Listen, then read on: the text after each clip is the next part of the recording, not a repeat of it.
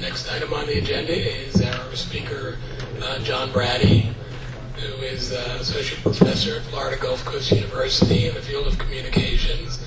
And I was on the FGCU website looking in their, they have a directory of experts, which John is in.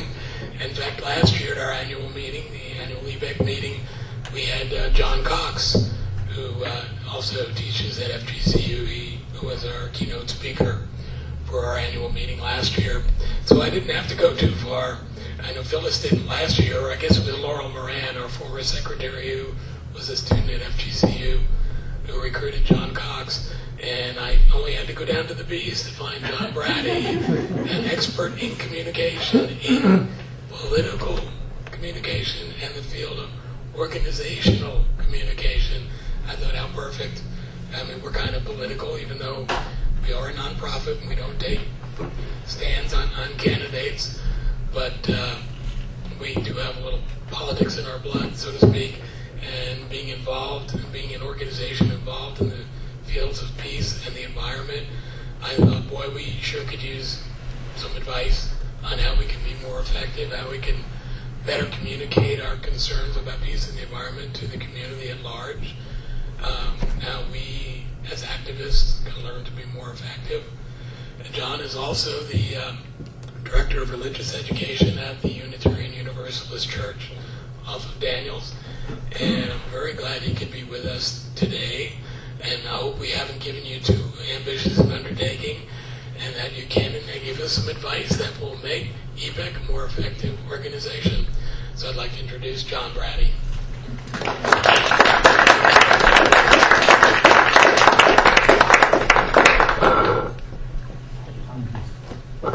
Should I put this on, or can you guys hear me? Here. Put it on anyway. Is that any better? No. It sounds the same? Put it higher. Put it higher. Put it higher. Lower my face here. Put it up there. How about that, Frank? Good. Is that better? All right. Well, thanks for inviting me to speak with you guys today. I didn't write the speech as to how you guys can actually communicate your points better, but I would be happy to, answer more specific questions at the end. When I was asked by Tom to come up and give some remarks, I was happy to do it, but he didn't exactly give me a time limitation. So as a professor, I'm used to speaking about an hour to an hour and a half. So hopefully you're well fed and cozy. So you should also keep in mind that I am a professor at a university, and part of my job, as I've always seen it, is to challenge assumptions and beliefs that people hold. So I may do a little bit of that as well, but I would be, once again, happy to answer any questions towards the end. Since this is the EPAC, and it stands for Environment and Peace, if I'm not mistaken, I started thinking about a topic, and I thought, well, what about peace itself? Many times we hear, imagine world peace. And I've heard that all the time. You hear that in song lyrics, you see it on bumper stickers, you think about it, some people pray about it, but I never really gave it much thought. To me, world peace was kind of like it is today, except there's really no wars going on. There's no famine, no hunger, anything like that. So I really didn't put much effort into trying to truly imagine what world peace is. You would think that it would be pretty easy to achieve, right? I mean, who doesn't want world peace? So there's great minds, there's Nobel Prize winners, there's smart politicians. I'm thinking, why aren't we there yet? We've had such a long time. Is it absolutely impossible to attain? I mean, I refuse to believe that it actually is. Is it that we don't make genuine attempts? I think, yeah, many times people do make genuine attempts. So why aren't we there yet? And maybe it's because world peace is not as attractive as we all think it is, or at least many people seem to think it is. Hence, we don't really bother seeking it out as much as we should. So I started thinking, that's what I'm going to write about. I'm going to see if we can imagine world peace for everyone.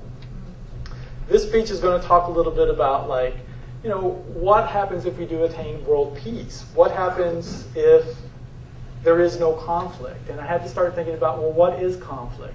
There's many reasons why we have conflict in the world. Sometimes there's just differences of opinion. Some people don't like you. They don't like the way you think. They never really will. As a communication professor, maybe I can say we can work out those differences somewhat. But generally, most wars are caused by lack of resources. So I started thinking, I should focus on this lack of resource. We're all about the environment. We're all about peace. Most wars seem to come from lack of resources. Historically, lack of resources has been the area of gold. But none of us really have gold. I don't have any gold products. If I don't have it, I'm not going to be all that upset. In the early 1400s, people were looking at spices. I mean, you got to have pepper. I mean, people would go to war over something as simple as pepper. You know, quite surprising that pepper, a pound of pepper, would be traded equally for gold. But I think we're pretty well stocked in pepper these days. So it should be no surprise that the one resource that is in short supply is our old favorite, petroleum. Careful, Frank. I know that many people are like, wait a minute, not petroleum. But yes, I'm going to talk a little bit about that. Historically, it's been cheap, it's been plentiful, and for pound, it really produces a lot of energy. It is a great energy resource. That 1 barrel of oil produces 16,000 hours of human labor. So that's a lot of work that we would have to go through to equal just what's in 1 barrel of oil. But it seems to be running out. So what do? We go to war. We have an entire military complex that seems to keep the oil channels flowing. Make sure the governments like us so they can sell us oil. If they don't like us, they're on our hit list and they better watch out. Let's talk quickly about some potential alternatives to oil. I know that you guys are pretty much up on those. How about coal? No way. No way. No, coal is clean. Coal is filthy. Coal rapes the environment and it produces lots of waste. I mean, we don't have to go very far into the fact that it produces greenhouse gases that, and even if it was clean and even if it was, wonderful, it's still a limited supply. So eventually we're going to be running out of that anyway. How about wind power? Yeah. I always thought wind power was a very good idea. I always kind of imagined the Dutch windmills, along the coast cranking out, energy. It was kind of tranquil. You could almost see it in parks. But is that how it really is? Studies in Norway, Denmark, and Great Britain, who gets roughly about 10% of their energy right now from wind power, finds that it's really rather loud, it's obtrusive, and it's actually bad for the environment. They were kind of surprised at that. A windmill tower is as tall as the Statue of Liberty, and I often don't think about that. The blades on the windmill is the size of a 747. And you don't just have one of these things, you have a mountain range full of them. They're loud, okay? Lots of noise complaints. Not to mention they're pretty harmful to birds. Lots of birds don't get along very well with windmills. Windmills and these wind energy wasn't what I thought they would actually be. How about nuclear? No way. No way. All right. Clearly there's a safety concern with nuclear energy. What are we going to do with the waste once it's done? That seems to be a big issue. It seems to be producing waste. It's not exactly good for the environment. Plus, it uses a lot of uranium. And uranium, once again, it's not only expensive, but it's in pretty much short supply. And while you may be able to run a city off nuclear power, it's kind of hard to run your car off of it. Okay. Solar energy. Yes. All right, solar energy. It's clean, it's renewable source. All right, beautiful solar panels. We can work them into our homes. They're going to be quite nice. How much electricity do they actually produce? Last night while I was working on this, I thought, I'm going to check. So I went to various websites. My home spends about 40 kilowatts, I think, per day. Probably pretty much average to what everybody else is. How many solar panels would I need in order to maintain this 40 kilowatts of hours, and how much would that cost? It ended up being something like 10 solar panels at a cost of $16,000. I thought, I can't afford that. Okay, just can't do it. Maybe down the road it would be.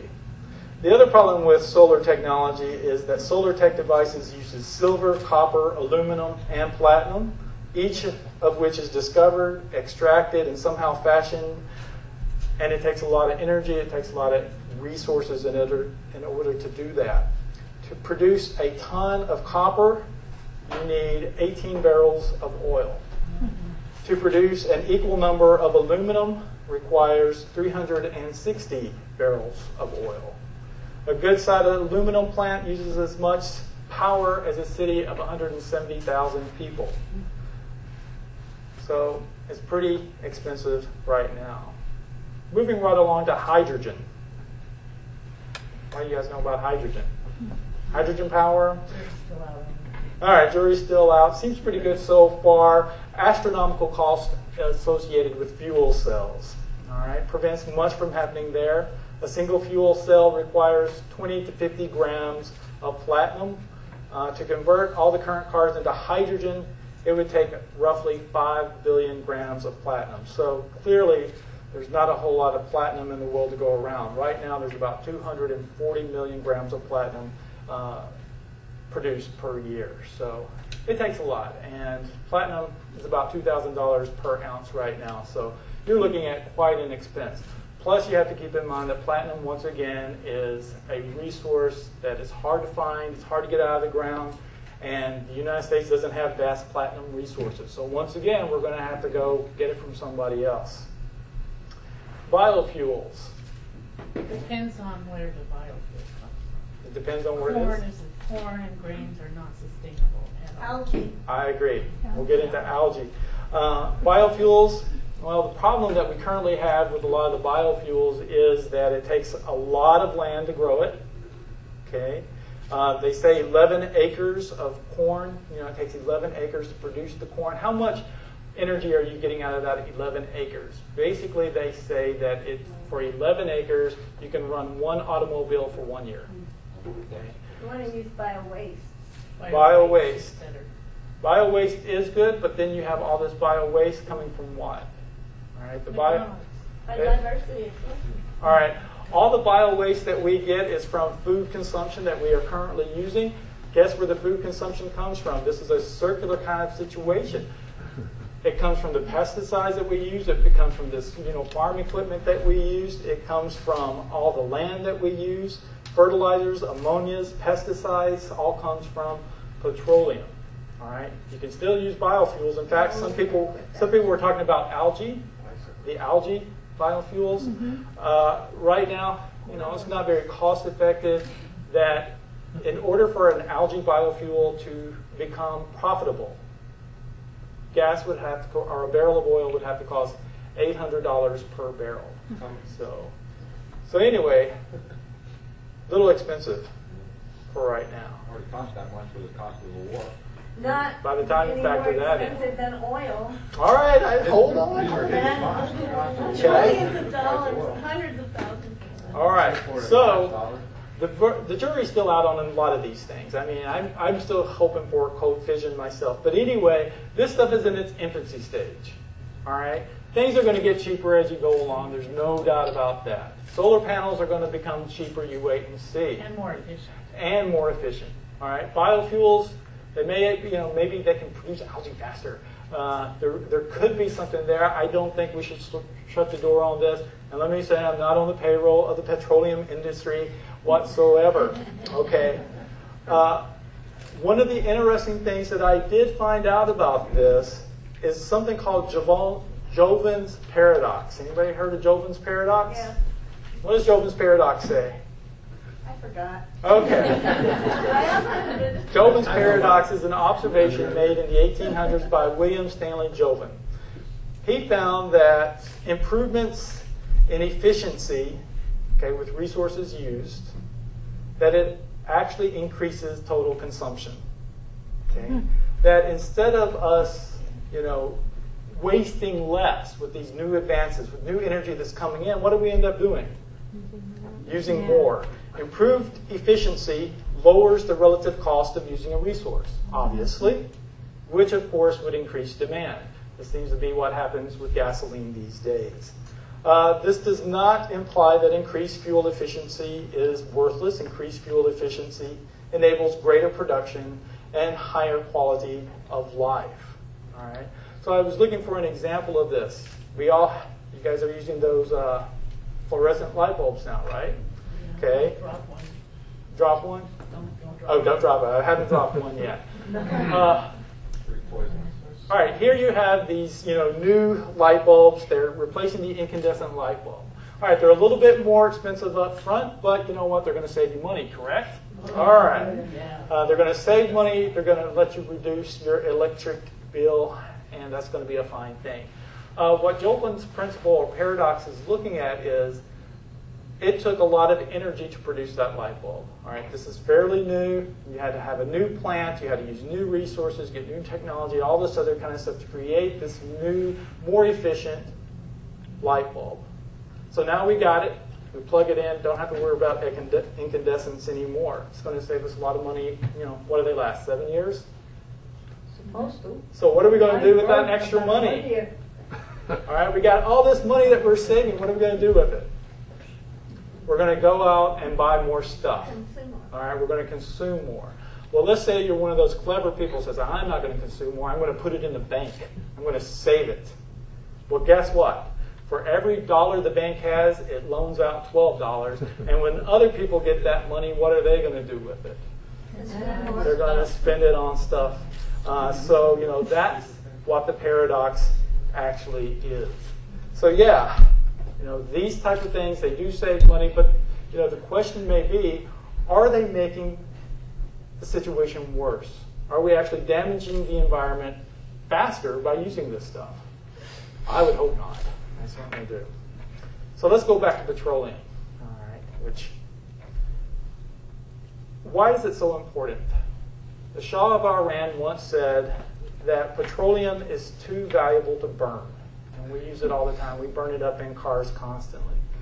Why is it that's so valuable? Well, first of all, modern medicine contains much of petroleum products. From cortisone all the way down to Vaseline, it's used. Plastics. All right, plastics comes directly from petroleum. Look at all the plastic that's around here. The chairs, the tables that you're sitting in, the carpet actually has plastic type things in it. Not only is plastic itself, but computers and high-tech devices are many times made with the plastics that comes from petroleum. Automobiles takes 20 barrels of oil just to make one car. Okay? And that's aside from actually using the barrels. That's just for the tires. It takes barrels. I'm sorry. It takes 5 gallons to produce one tire. Right. Okay. Lots. I mean, they're just like oil machines out there, are they not? Concrete, asphalt, highways, modern cities pretty much run on oil. Just making 1 ton of cement requires 4.7 BTUs of energy. Most of that energy comes from oil. Even the internet, they're finding that 5% of our oil imports are used in just keeping the internet going on a daily basis. Cosmetics, thank you. Makeup, lipstick, deodorant. Well, just even lotion, hair products, all those products. Exactly. I mean, it's just used everywhere. All right, aside from just bringing it up in the suntan lotions, thank you. Golf balls. I mean, the list goes on. You look around you, everything probably has somehow its origin in oil at some place. So even if we were to say, all right, we're not even going to use oil for energy use anymore, okay, we still get products from it. And we haven't found anything to replace those products just yet. Maybe we still will. All right, we got to get some great scientific minds working on it. Why is this becoming a problem? All right, it's probably no stranger to you guys that oil peaked in the United States in the 70s. Okay, you guys probably remember oh my gosh, the oil is so expensive, where we're going to get oil and stuff like that. It peaked, the world's coming to an end. It went down again because we got friendly with other nations, and so life got good once more. We got big cars, big air conditioner, big refrigerators, okay?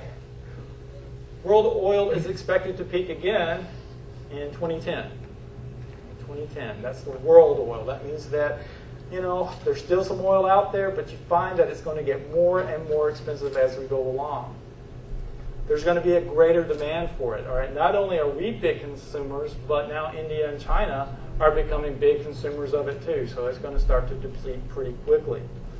By 2050, all right, the world oil supply is pretty much going to be depleted. And I don't mean that it's going to be gone. All right, they'll always find oil someplace. All right, right now they found another big oil reserve off of Brazil. They're going to find oil in Canada. You know, there's all kinds of places to find oil, and they're going to look for it.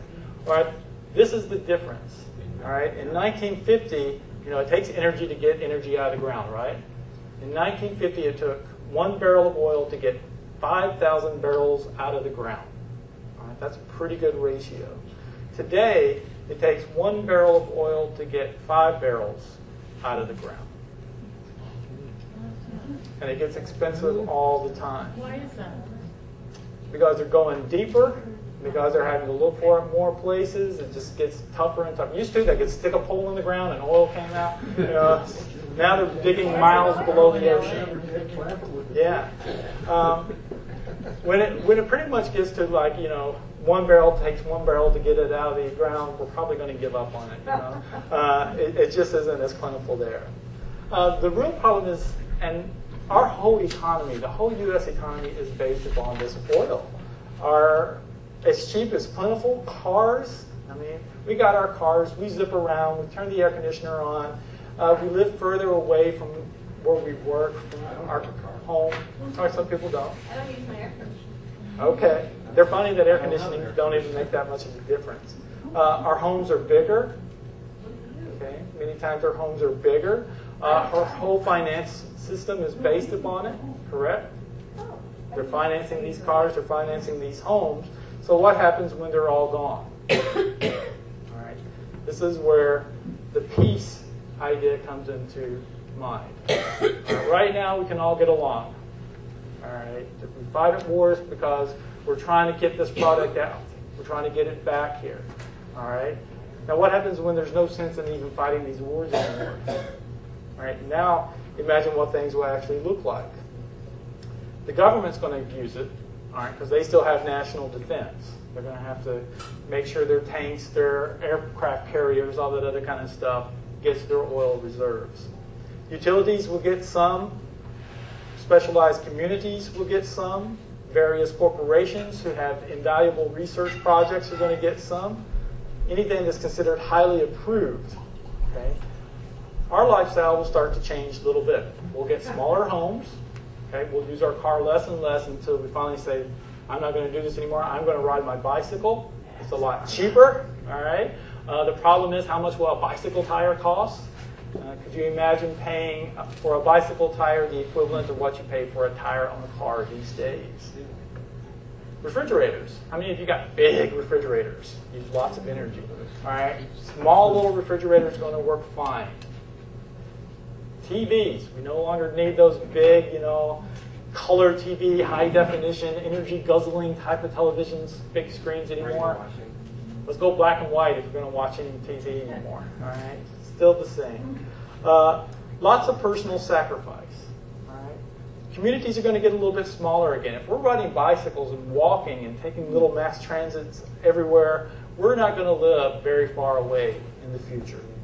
Okay, because energy is just too valuable. We may start to resemble slightly Amish communities. Transportation will be a little bit slower. Food will be grown more locally, right, because transportation cost gets very expensive. Media, who needs it anymore? All right, it's very expensive. We could probably just go without it. Exactly. Federal government, keeping the bureaucracy We're glad the going. media's here today. Yeah. Good job. That 5% for the internet technology is working right now. It's getting our message across. Things get a lot smaller. Communities start to share gardens. Okay. They start to share their energy resources. Like I said, by then, hopefully those windmills are working really well. The biofuels are working well, solar panels. But that's a resource. So communities will come to share it and really kind of protect their resources if they can. Communities will be relatively self-supporting, isolated, and most goods and services will be made by hand rather than assembly lines. Our huge factories are going to go away because there's nothing to power them at that scale. It's already starting. Okay? Generally, the pace of life becomes slower, and there is a renewed appreciation of the beauty of nature, the solace of silence, and the rejuvenating effects of simplicity. The irony is that the potential collapse of society that wantonly glutted itself on a non-renewable resource like the American dream is that the American dream is a community based upon sharing and silence and rejuvenating the effects of simplicity, not on spending money. As we dedicate the peace poll today, let us ask what world peace truly looks like and share that idea with the world around us. And let us ask, what is it in our own lives that we are willing to give up in order to achieve world peace? Thank you.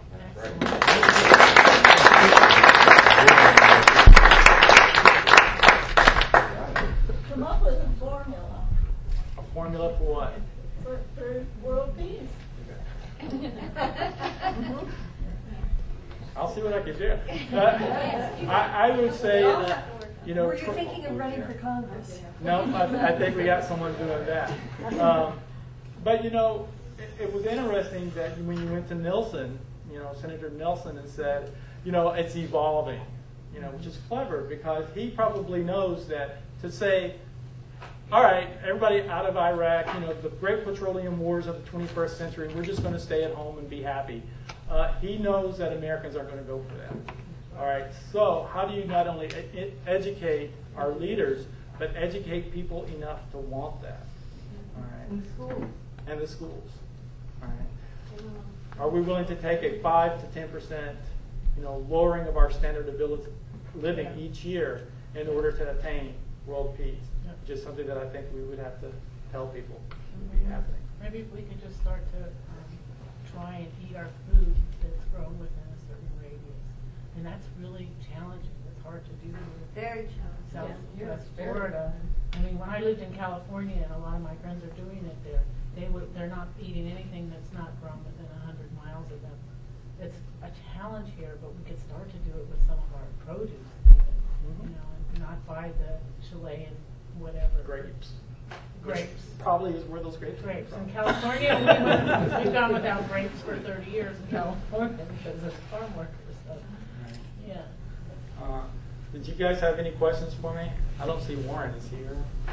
I'll just use up Warren's time. You forgot. As far as educating the public, the communication discipline basically says, how do I get you to understand my point of view? By putting the message in a way that you most understand it. So how are you going to say that, all right, we need world peace and we need environmental education and sustainability when they don't realize that I have to sacrifice everything?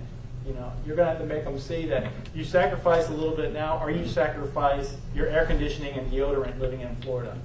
All right, maybe that will do it for them. And they'll be like, all right, I'll drive less this week. So tailoring the messages so other people can get it. All right, thanks. Thank you.